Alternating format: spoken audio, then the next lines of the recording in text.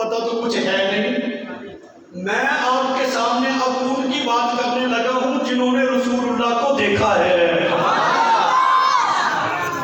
ام المومنین زوجہ رسول صدیق باپ کی صدیقہ بیٹی کائنات کی محدثہ حضرت عائشہ صدیقہ رضی اللہ تعالیٰ عنہا فرماتی ہیں مصر کی عورتوں نے مائی زلیخا کو تانا دیا، عجیب ہے تو اپنے غلام کو ہی دل دے بیٹھی ہے، اس پہ ہار گئی ہے تو.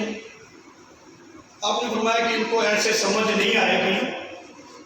یوسف علیہ السلام کے منت کرنے کیے بھی تھوڑا وقت مجھے دیں، آپ نے ٹھہرنا نہیں ہے، زیادہ وقت میں نہیں لیتی آپ کا، آپ تشریف لائیں، بس میرے محل میں آ کر گزر ہی جائیں بس. کیف آپ نے ٹائم عنایت کر دیا. زلیخا نے مصر کی عورتوں کی دعوت رکھی، دسترخوان لگ گیا، پھل دیے گئے، جو کاٹنے کے آلات اس وقت موجود تھے وہ ان کو دیے گئے.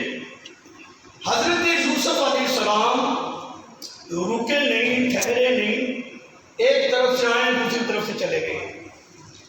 گزرتے ہوئے کسی کو دیکھنا اور ہے، آنکھ بھر کر کسی کو دیکھنا اور ہے. اب بات کو سمجھنا، مصر کی عورتوں نے یوسف علیہ السلام کو آنکھ بھر کر نہیں دیکھا، صرف گزرتے ہوئے دیکھا. حسن میں اتنی کھو گئی، ہاتھ کاٹ لیے لیکن تکلیف کا احساس ہی کوئی نہیں. حضرت عائشہ صدیقہ رضی اللہ تعالیٰ عنہا فرماتی ہیں وہ مصر کی عورتیں تھیں جنہوں نے یوسف علیہ السلام کے حسن کو دیکھا، ہاتھ کاٹ لیے پتہ نہ چلا.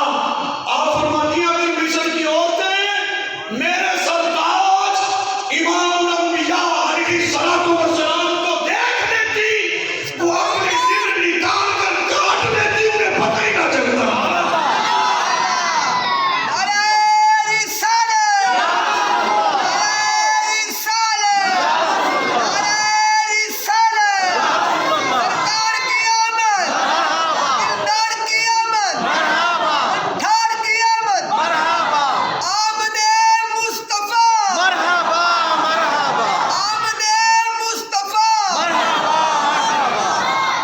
جنہوں نے دیکھا ہے نا جی ان کی مانو بھائی.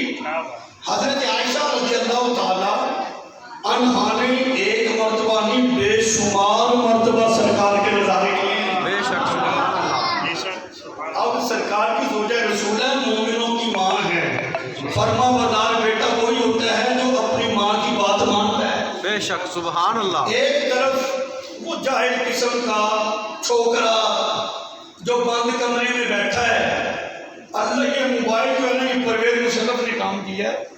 یہ ٹیکنالوجی اتنی جدید ہوئی اسی کے دور حکومت میں ہوئی تھی. اب جس کے پاس یہ موبائل ہے ایک کمرہ کرائے پر لے لے، اپنے ہم مزاج چند لوگ بٹھا کے جو مرضی بکواس کرے، کون پوچھنے والا ہے. باہر آئے علماء کا سامنا کرے تو پتہ چلے کتنا پانی کے اندر ہے کتنا پانی کے باہر ہے. اس چھوکرے کو تو کچھ بھی نہیں پتا. ہاں جنہوں نے دیکھا ہے وہ یہ کہہ رہے ہیں مجھے مبارک دے، مبارکباد پیش کرو، کچھ لمحے باقی ہیں یہاں آنکھ بند ہونی ہے سرکار کی زیارت کرانا. یہ دیکھنے والوں کی گواہی ہے.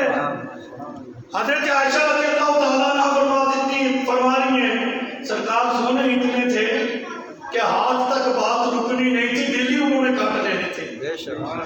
تیسری آئینی گواہی میں آپ کے سامنے پیش کرنے لگا ہوں.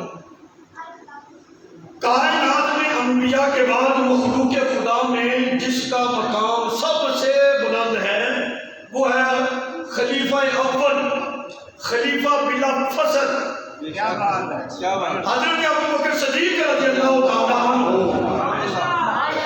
یہ روایت بڑی طویل ہے، آپ نے بے شمار مرتبہ علماء سے سنی ہوگی.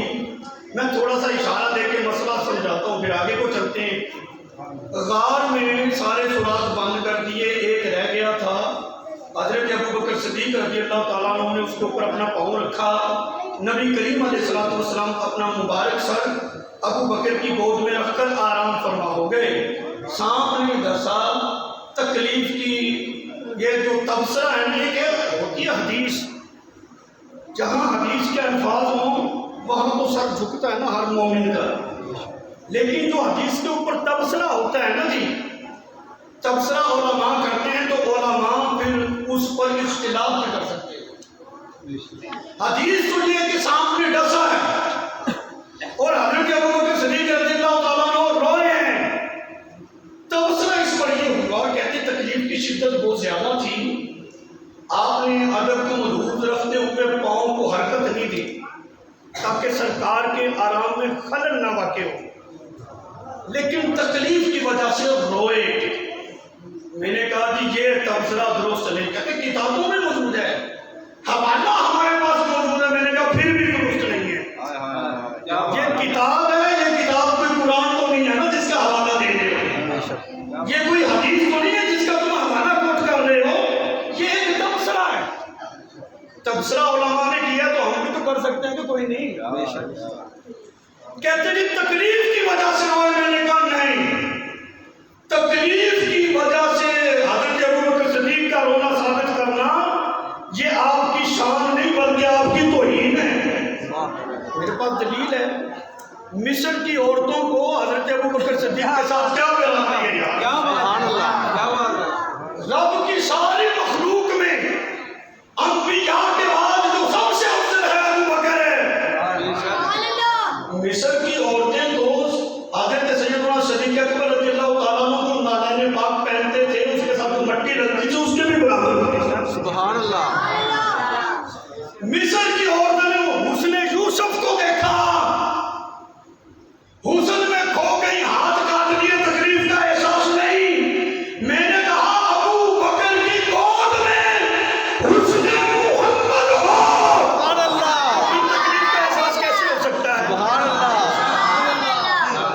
اللہ۔ اس کا مطلب یہ ہے، کہتے جی پھر روئے تو تھے نا، روئے تو ہیں، اس کا انکار کوئی نہیں، لیکن تکلیف کی وجہ سے نہیں روئے، کیونکہ اس طرح تو پھر تم مصر کی عورتوں کی شان بڑھا دو گے۔ ہاں جی، روئے کس وجہ سے تھے؟ وہ جو غار ہے نا، اللہ تعالیٰ آج کے میلاد کے صدقے سب کوئی مدینے لے جائے۔ آپ اس غار کی زیارت کریں، جو لوگ گئے وہ میری بات کی تائید کریں گے۔ اس غار میں انسان دو زانو ہو کر بیٹھے نا، سر کو اوپر کرے تو وہ اوپر ٹچ ہو جاتا ہے، یوں کر کے سر نہیں ہوتا، یعنی اس کے درمیان فاصلہ کم ہے۔ حضرت ابو بکر صدیق رضی اللہ تعالیٰ عنہ دو زانو بیٹھے، گود میں سرکار علیہ السلام کا مبارک سر ہے، چہرہ ہے، اور وہ زلفیں ہیں جن کی رب قصریں اٹھاتا ہے۔ اس بات کا تصور کریں اور تھوڑا لطف لیں، اور ابو بکر کا چہرہ بھی یوں ہے، اور اس طرح سرکار علیہ السلام ہے، اتنا قرب کسی کو مل جائے۔ اچھا سانپ نے ڈسا، پتہ لگ گیا سانپ نے ڈسا ہے، خیال یہ ہوا کہیں اس کے زہر سے موت واقع نہ ہو جائے، اور اس موت کی وجہ سے یہ جو وصال کی گھڑیاں ہیں کہیں فراق میں تبدیل نہ ہو جائیں۔ جدائی کے خوف میں رو رہے تھے، نہ کہ تکلیف کی وجہ سے۔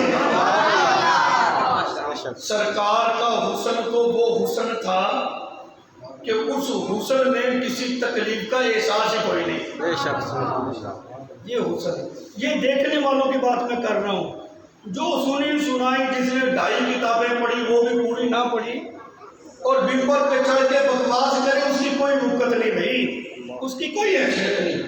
تم کو بھی جنہوں نے دیکھا وہ تو یہ بات کر رہے ہیں۔ حضرت ابو ہریرہ سارے کو رضی اللہ عنہ، اسلام کی پہلی یونیورسٹی، پہلا جامعہ، پہلا مدرسہ اصحاب صوفہ، تانے